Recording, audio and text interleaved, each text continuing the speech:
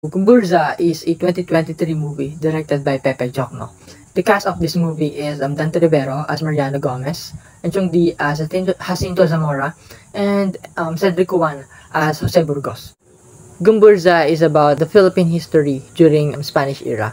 This is a story about the three martyr priests who was executed by a false accusation of sedition and treason in 1872. Dito may papakita yung buhay ng tatlong pare na kilala natin bilang Gumburza and paano yung kanilang buhay is na nauwi sa isang kalunos-lunos or sa hindi makatarungang pagkakapatay sa kanila. I would rate this movie 9 kasi napakaganda ng storya and also it is part of the Philippine history, pati yung mga gumanap is talagang mga bigatin or magagaling talagang pagdating sa larangan ng acting. Kaya mas nabigyan nila ng buhay or na-portray nila ng maganda yung mga cast na kabilang dito.